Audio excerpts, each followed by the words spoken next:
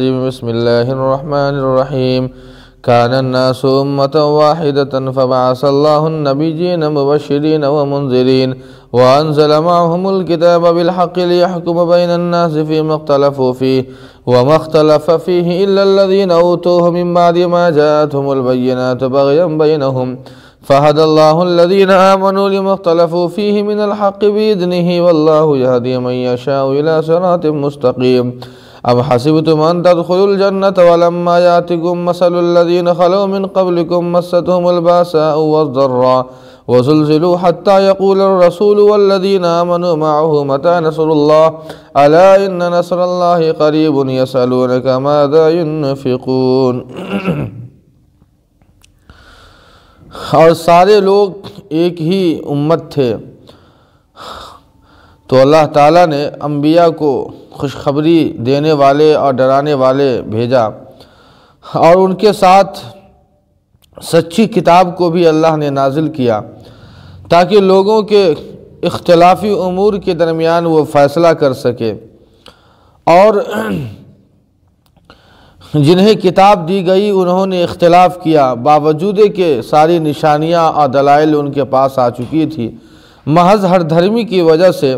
اللہ تعالیٰ نے ایمان والوں کو ان کے اختلافات کو لے کر اپنی اجازت سے اللہ نے ہدایت دی۔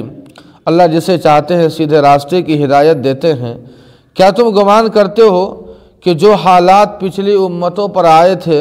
وہ حالات نہ آئے اور تم جنت میں داخل ہو جاؤ؟ ان کے اوپر پریشانیاں اور تنگی آئی، وہ ہلا دیے گئے، یہاں تک کہ رسول اور ایمان والے کہنے لگے کہ اللہ پاک مدد کب آئے گی؟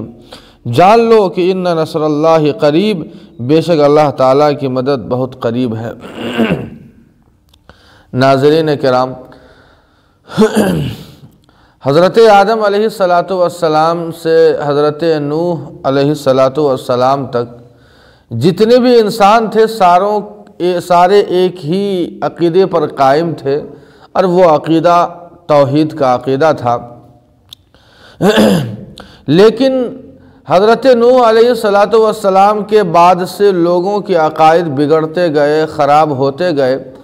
اللہ تعالیٰ نے حضرت نوح کے بعد انبیاء اور رسولوں کے سلسلے کو بند نہیں کیا بلکہ جاری رکھا۔ چنانچہ اللہ تعالیٰ نے سارے انبیاء رسولوں اور نبیوں کو اللہ نے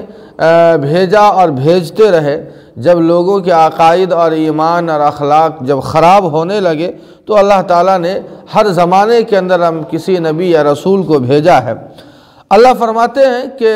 سارے لوگ ایک امت اور ایک عقیدے اور ایک توحید پر قائم تھے، وہ عقیدہ توحید کا تھا۔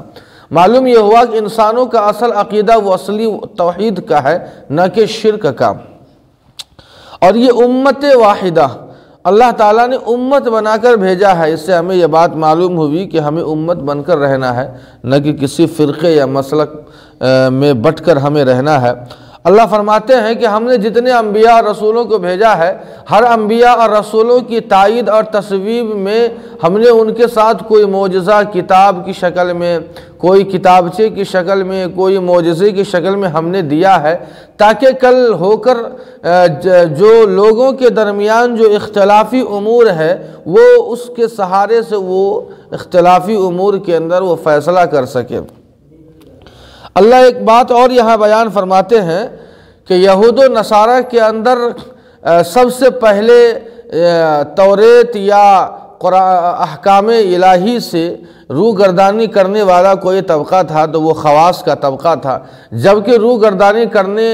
کے تعلق سے عوام نے بھی کیا تھا، لیکن اللہ نے یہاں علماء اور خواص کا تذکرہ کیا ہے، اس لیے کہ عوام تو اپنے علماء کو دیکھ کر ہی کوئی کام کرتی ہے۔ اس لیے اللہ تعالیٰ فرماتے ہیں کہ علماء یہود اور مشائخ یہود جو ہے انہوں نے اختلاف کیا اور ان کو دیکھا دیکھی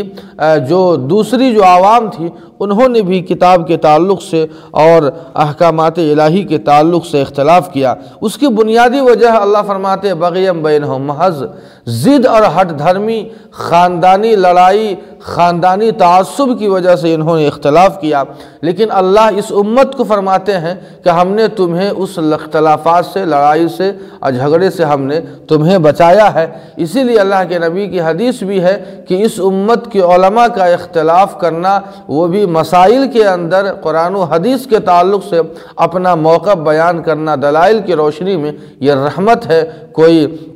عذاب نہیں ہے۔ اللہ اگلی آیت کے اندر فرماتے ہیں اس امت کو، ام حسبتم ان تدخلوا الجنہ، کہ اے ایمان والو کیا تم اس گمان میں ہو کہ بنا کوئی پریشانی تمہارے اوپر آئے ہوئے تم جنت میں داخل ہو جاؤ گے۔ غزوہ احزاب کے موقع پر یہ آیت نازل ہوئی تھی۔ چونکہ ہمارا آپ جانتے ہیں کہ ٹھنڈی کے عالم میں اور بھوک کے عالم میں غزوہ احزاب کا واقعہ پیش آیا ہے، تو اللہ تعالیٰ جو ہے اس امت کو یہ تسلی دے رہے ہیں کہ یاد رکھو یہ پریشانیاں کہ بھوک کے عالم میں اور ٹھنڈی کے عالم میں تمہیں جنگ کرنا پڑ رہا ہے، یاد رکھو یہ سارے حالات تمہیں اپنے پچھلی جس طرح اللہ تعالیٰ نے پچھلی امتوں کے اوپر حالات اور پریشانیاں دی تھی، اللہ تعالیٰ نے تمہارے اوپر بھی جو پریشانی دے رہے ہیں، اس پریشانی کو یہ نہیں سمجھنا ہے کہ ہم ہی کو پریشانی میں ڈالا ہے، بلکہ اس سے پہلی امتوں کے ساتھ بھی یہ حالات اور پریشانیوں کا انہیں سامنا کرنا پڑا ہے، اور جب یہ حالات آتے ہیں تو انسان سدھرتا ہے اور تب وہ جنت کا مستحق ہوتا ہے۔ ورنہ اگر کوئی یہ گمان کر لے کہ بنا کوئی حالات آئے ہوئے، تنگی یا پریشانی آئے ہوئے، دین پر قائم بنا رہے ہوئے انسان جنت میں داخل ہو جائے گا، یہ ہرگز نہیں ہو سکتا ہے۔ اللہ فرماتے ہیں کہ مستہم الباساء والضراء، ان پچھلی امتوں کے ساتھ یہ عالم تھا کہ تنگی اور پریشانی، خوب پریشانیاں آئی، انہیں ہلا دیا گیا، حتیٰ کہ رسول اور ایمان والے یہاں تک کہنے لگے کہ آخر اللہ کب مدد آئے گی۔ یہ کہنا کہ اللہ آپ کی مدد کب آئے گی، یہ کوئی شکوہ یا شکایت کے طور پر نہیں تھا، بلکہ التجا اور فریاد اور دعا کے طور پر تھا کہ اللہ پاک تو مدد بھیج۔ اللہ فرماتے ہیں اس کے جواب میں، الا ان نصر اللہ قریب، کہ یاد رکھو ضرور تمہارے اوپر اللہ کی مدد آئے گی، لیکن شرط ہے، اور وہ شرط یہ ہے کہ اگر تم اللہ کی مدد چاہتے ہو تو اللہ کے دین پر، اللہ کے احکام پر قائم رہنا ہے۔ اللہ پاک ہم سبوں کو دین مستقیم پر مستقیم رہنے کی توفیق عطا فرمائے۔ وما علینا